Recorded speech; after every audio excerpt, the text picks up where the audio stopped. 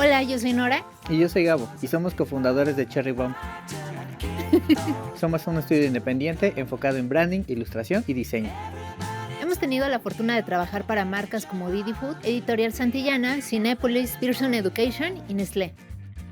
Además, nuestro trabajo ha sido reconocido y publicado en diversos medios como algunos libros de Editorial Monza o en sitios como Mind Sparkle Magazine y World Brand Design. Nos encanta detonar vectores y colores, y el uso infinito de la creatividad en cada uno de los proyectos que realizamos. Los proyectos son mucho más ricos e interesantes si estos tienen un sustento y un racional creativo estructurado.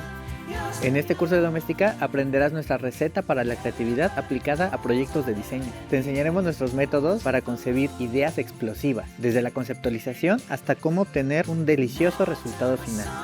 Como proyecto final realizaremos el diseño de una nueva marca de cereal, pero tú puedes aplicarla en un proyecto personal o profesional.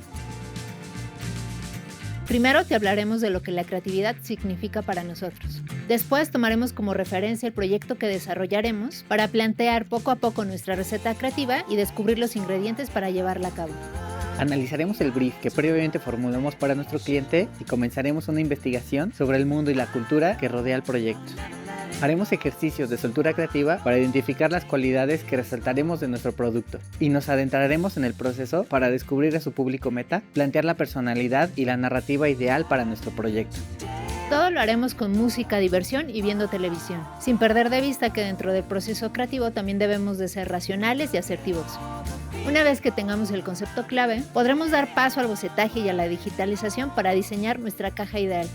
Por último, te enseñaremos cómo crear visualizaciones para presumir tu diseño al mundo o presentarlo a tu cliente.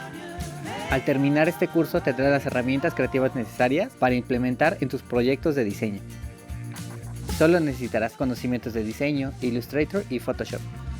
Este curso va dirigido a diseñadores gráficos y a cualquier persona que tenga interés, pero sobre todo, muchas ganas de mejorar sus habilidades al generar conceptos e ideas.